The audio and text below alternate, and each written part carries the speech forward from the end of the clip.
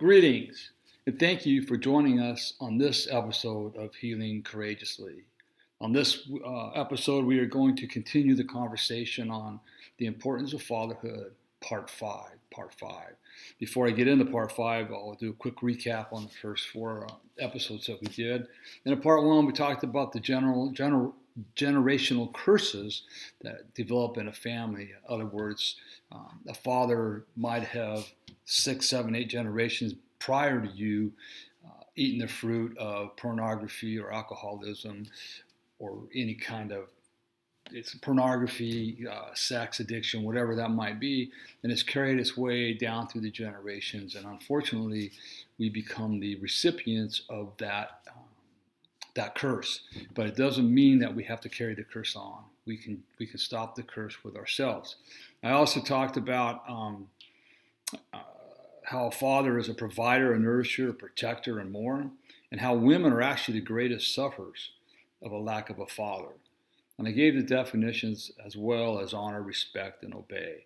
I think those are really important to understand the meaning of some of these words. And actually, when I was looking up the definitions of those words, it made me look at what I was talking about in in episode 1 in a whole different way. And then we went on in part 2. We discussed the qualities of a good father, how fathers provide character, fathers provide language and beliefs. Can you repeat what your father said, and much, much more. And part 3 is we discussed the power of a father, how fathers instill behaviors and character in boys who become men. Ladies don't marry men. Remember this, ladies don't marry men, they marry stories, and they marry histories. So fathers transfer, and we also talked about how fathers transfer self-worth. And I'm going to continue that conversation, or I continued that conversation in part 4. So in part 4, we did talk about how fathers transfer the self-worth to their children, to both of the men and the girls and the boys' siblings. It's really important. Fathers play a really important part in all of this throughout a child's life. And then part 5 today, we're going to talk about how a father gives standards and some generational fathering. What is generational fathering? So we'll start out with, I'm going to just kind of recap a little bit what I ended with last week. John 15, and Jesus is talking, and he said, "Be like my Father."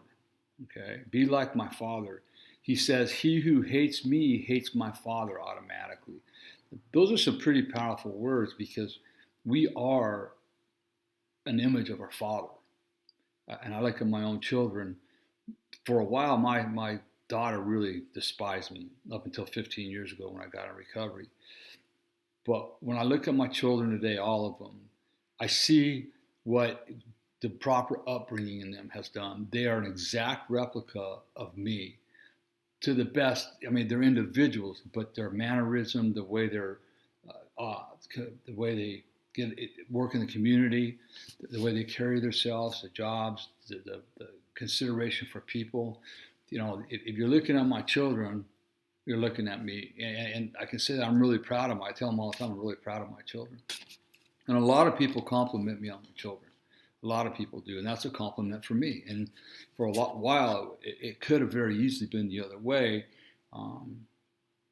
because before I got in recovery, I was becoming like my stepfather. I was becoming angry, and nobody liked me.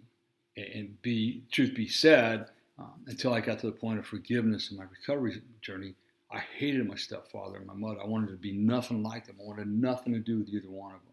They were terrible people, and I forgave them, and I'm not trying to assassinate their character, but it's part of my story. And the truth is, they were hurt people themselves, and they just carried that hurt right into their own siblings. So it's really important, because we want people, when they see your children, all right, when they see our children, that's a direct reflection on us. And my goal is that my children, and even my grandchildren, people will say, "Oh, you must be one of Randy's kids or Randy's grandchilds," right?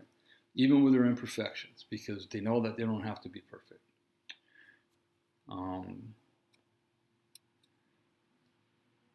And what it is with Jesus, you know, when he's talking about that, I want, you know, if you hate him, you hate my Father automatically. If you hate Jesus, you hate the Father automatically.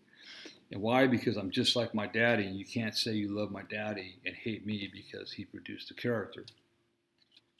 All right? So there's there's a defect in there of you saying, I love your daddy, but I hate you, you're a piece of crap. Well, I wonder why he's a piece of crap. And I know that's a exaggerated term, but the question is, why is the boy like that?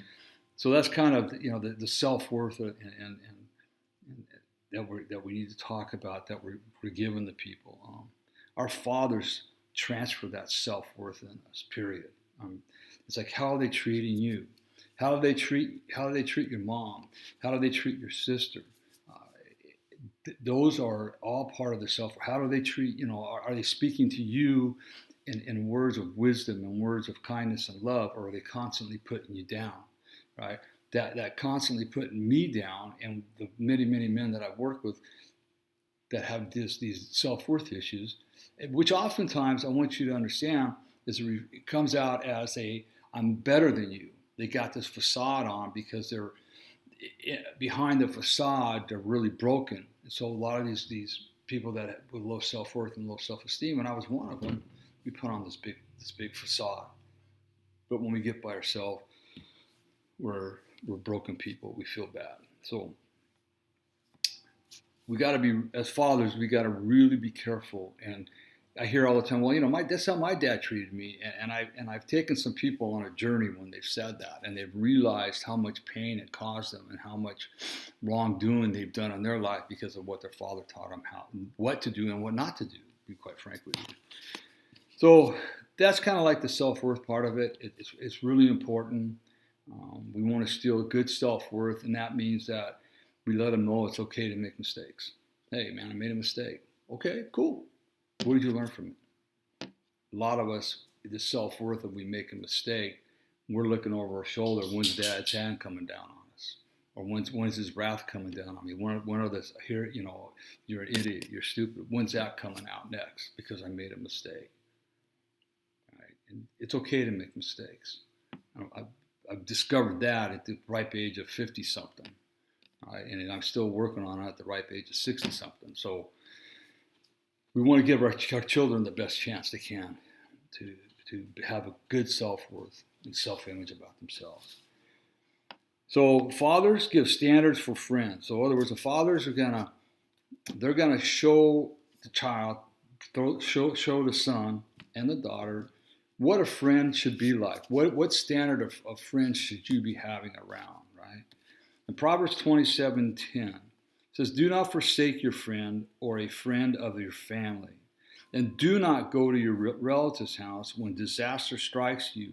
Better a neighbor nearby than a relative far away. So can your friends be your children's friends? Let's think on that for a minute. And that last one, Proverbs 20:17, can probably be a little bit of a baffling scripture.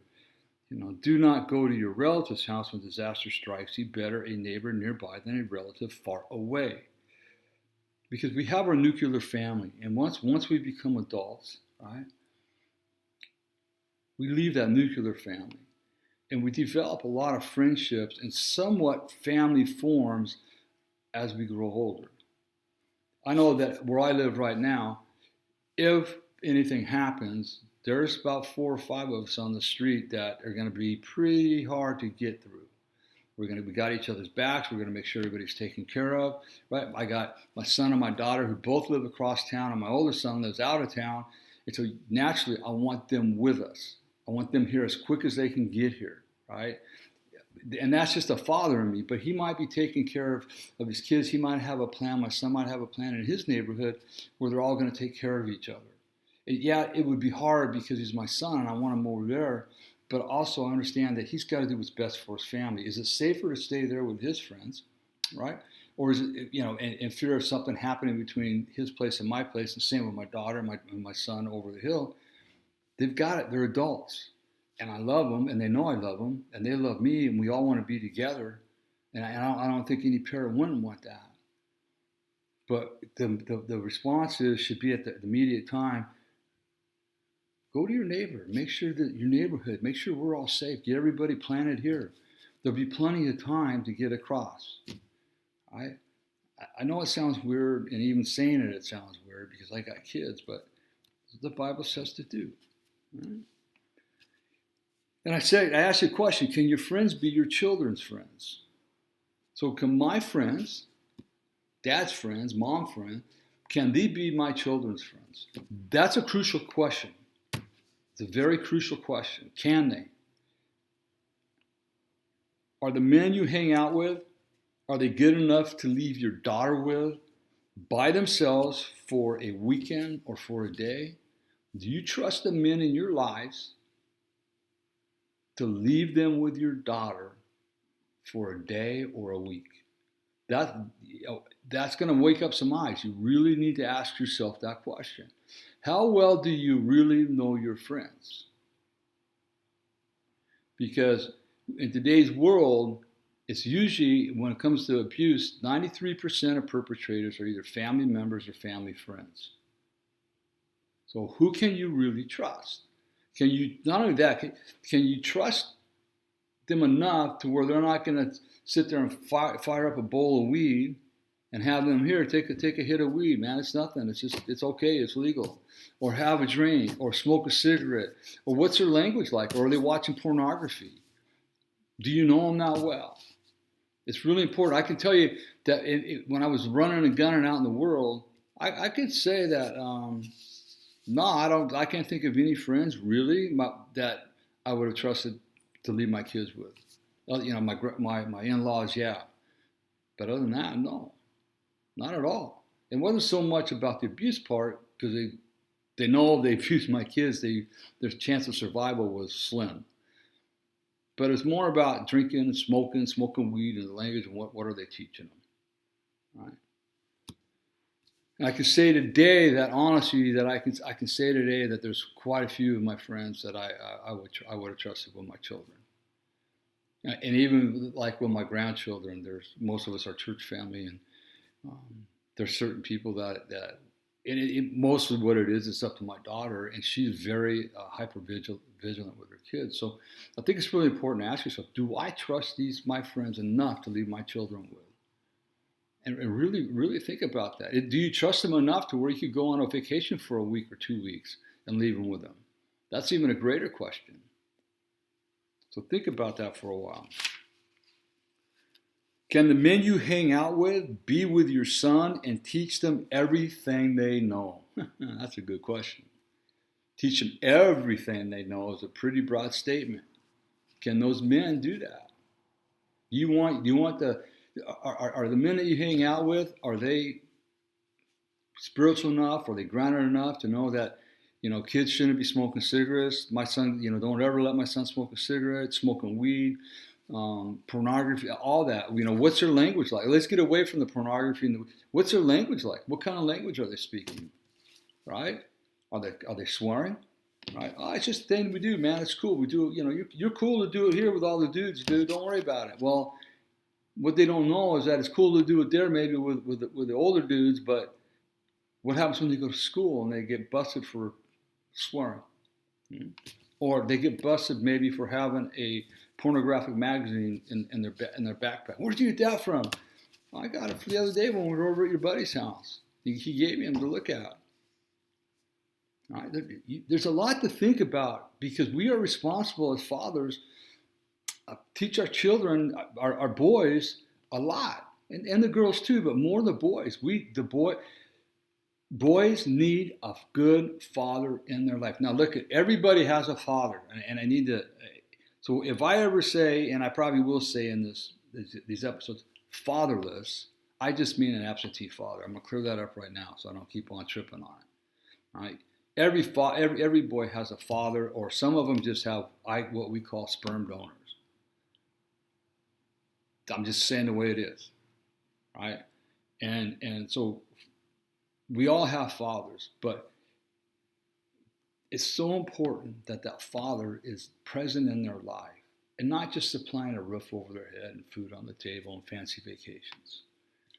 Teaching them how to be a real man, teaching them how to treat a wife and a daughter, how to treat women, period. So are your friends good enough that you can leave your kids with them? And can the men you hang out with your son and teach them? Can they teach them everything and teach them everything they know? So those are two very important questions. That do you trust your friends enough that your son and or daughter can hang out with them all the time by themselves? Right? So what in the reality, what is that? That's what this verse is saying, is do not forsake your friend or a friend of your family, right? So if your friends can't be trusted, do you want them to forsake you or a friend of your family? We don't want that. I know the friends that I have, I love a lot of them, and I adore a lot of them. And again, my wife and I are empty nesters, so we don't have the problems of leaving our kids with people. And in today's world, that's got to be really, really scary. We never had issues when our kids were growing up. So, next one is when dad leaves to see his friends and comes home 3 days later, and the son asks where he's been, and dad says, with my friends. So you left for 3 days. Nobody really know where you went. And you come home and your son say, Dad, where you been? I've been with my friends. So the question is this. Why can't dad bring his friends to their house?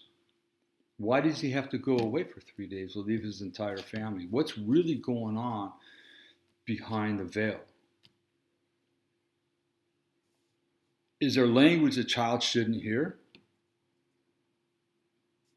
Beverages, drugs, pornography? What's going on? Strippers? What are they really doing that they can't do at the house? So you're teaching your son that if you want to see your buddies, you just got to leave your family. You got to leave your kids and your wife and go hang out with them for a couple, 3 days, and then you can come back. That's not good fathering at all. Matter of fact, that's terrible fathering. Matter of fact, that's the life of a single man that shouldn't have a father. All right? Can my son and daughter enjoy the friends that I keep? Do they get to enjoy the friends that I keep? Back before I got sober, there was a period of time when they did. And then there was a period of time where those friends were like, no, nobody wanted to be with them. My wife didn't even like them. But in today's world, as adults, yeah, absolutely. They do enjoy my friends. They enjoy being with them. They enjoy doing stuff with them.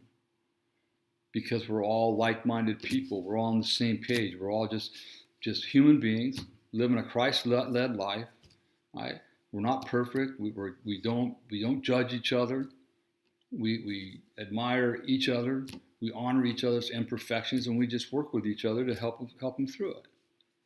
And my kids are part of that. They love it because they see the change that's happened in me over the last 15 years, and they know what I've done to make those changes. And they know it's included a strong community of healthy men. So it's really important that the community of men that fathers hang around with are like-minded in a spiritual way, and that they're also fathers that are trying to be the best fathers they can be, regardless of how their father fathered them. Hopefully they had a good father that taught them good moral values and ethics. But if they didn't, that's where they need to hang around somebody that has, or somebody that has walked through the same journey that they're walking on and taught them how to be a good father, a good husband, a good son, a good daughter. It's crucial. The old saying, birds of a feather flock together, never were truer. Okay?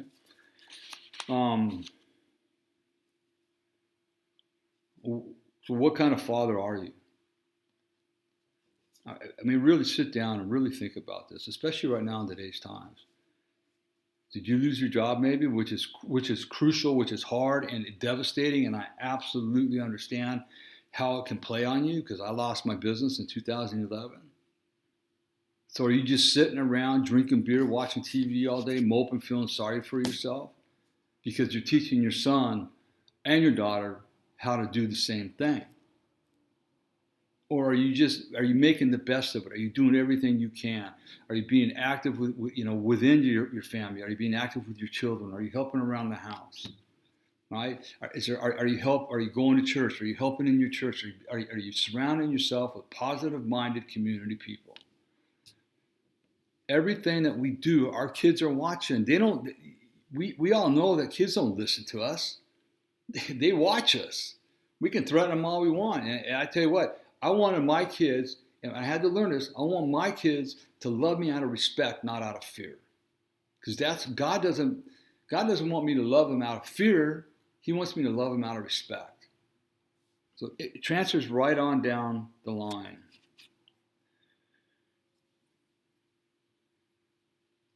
What are you talking about that they shouldn't hear?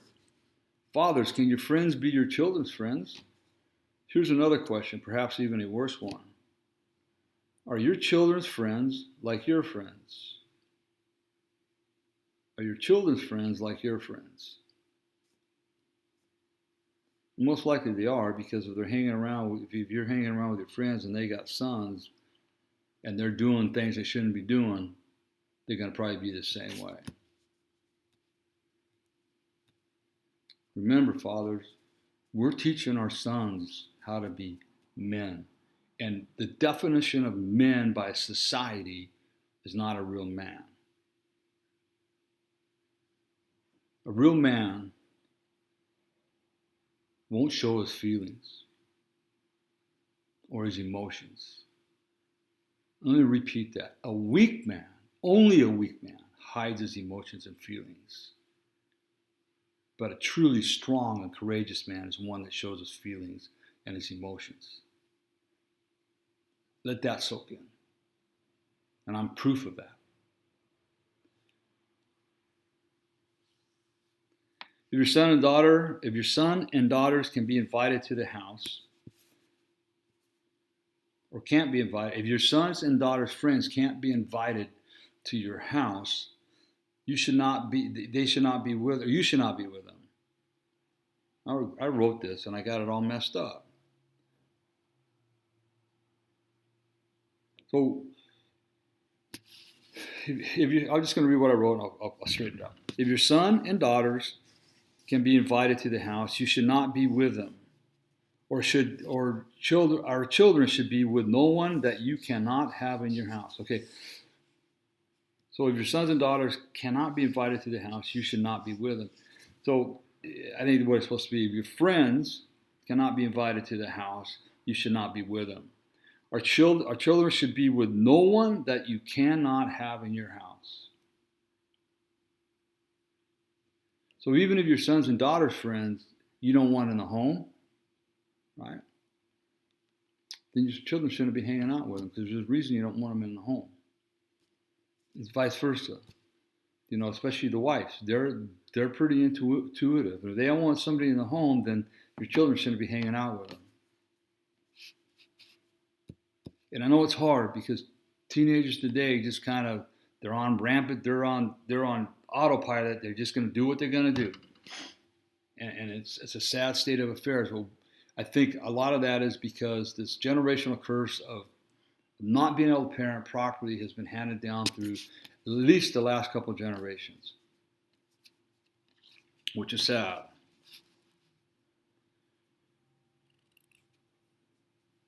Fathers, it's important to choose friends that can be their children's friends.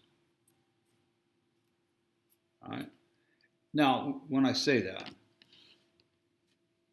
it doesn't mean that you hang out all the time when you're there. I mean, hey, if your kids want to, that's great. My real father, before he passed away, when he had us on the weekends, we were everywhere with him. He went to his buddies. We went to his buddy's house. He wasn't ashamed. There was nothing to be afraid of. Now, again, this was back in the early 1960s. Things were a lot different back then. But still, choose friends that can be your children's friends. Choose friends, fathers, choose friends that you know will be okay around your children. They don't have to be perfect. There's nobody perfect.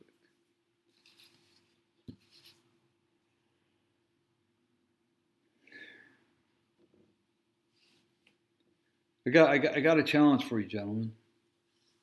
It's a good challenge too.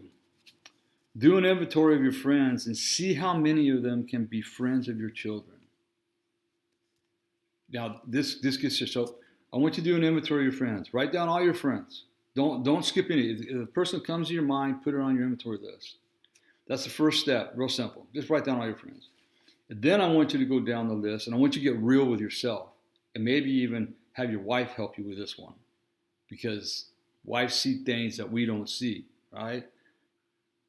And ask yourself the question: can my friends be friends with John?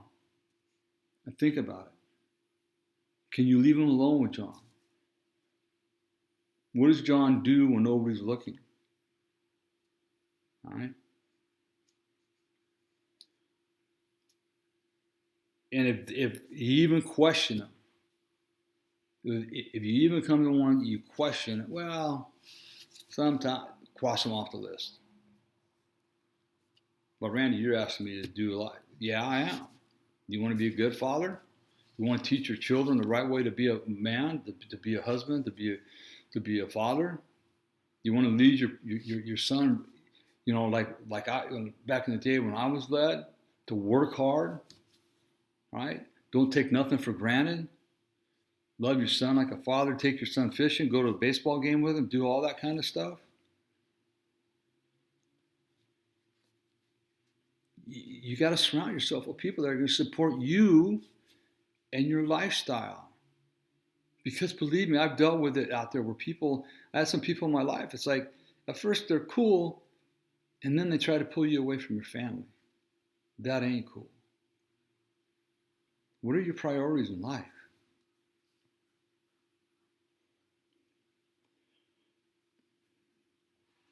John 16:15 says this: all that belongs to the Father is mine.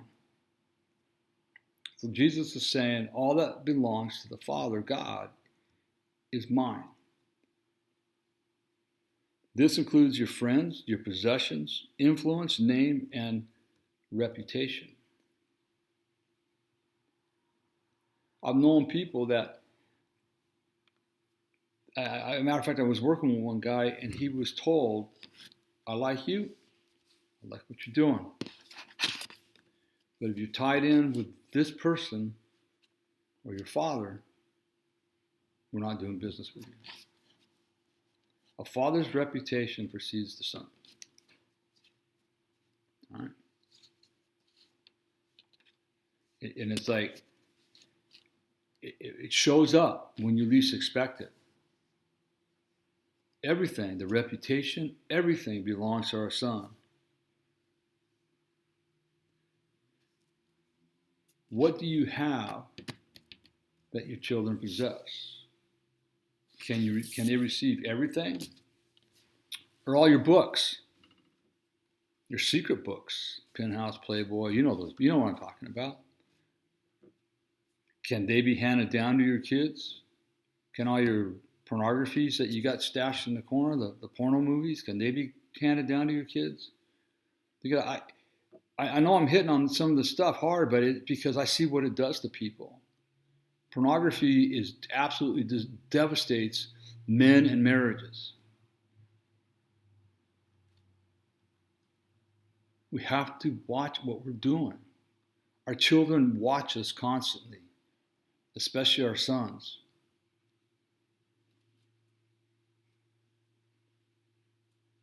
Remember, all that belongs to the Father is mine. Is there a woman in your life that you can't let your kid know about? Is there? Oh, it's just a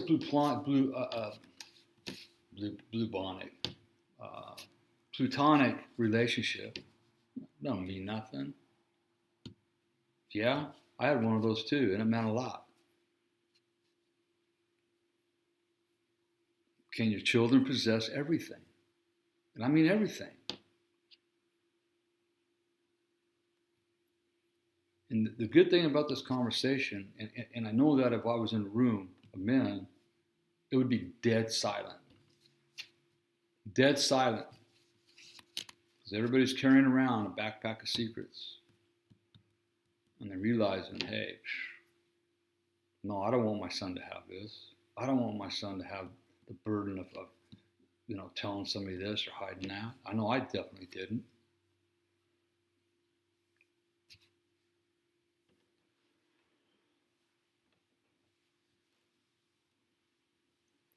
In one of the earlier episodes, I said that 82% of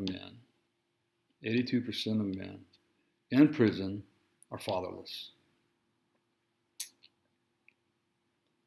And I can tell you right now, all right, that if men can get this right, we're not perfect, and I understand that. We can't be perfect, but we can sure do a heck of a better job than we've been doing in this society as of late. A heck of a better job.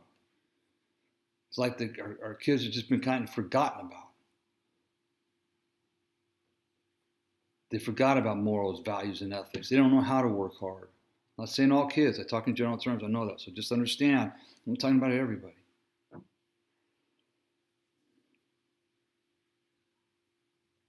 I'm not talking about this to bash men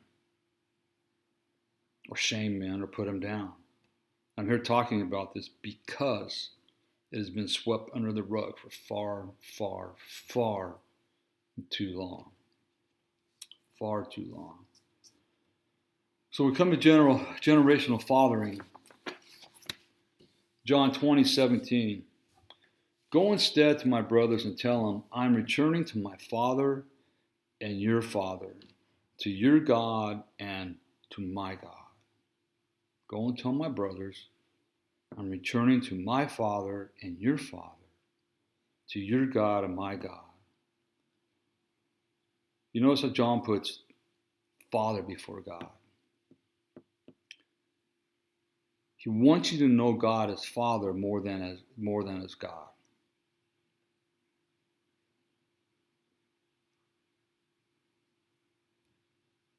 Because you can't emulate God, but you can emulate Father. You can emulate Father. Can you recommend your father as a child? Can you recommend your father to fathers or others? Can children recommend you to father others? That's what we should be striving for.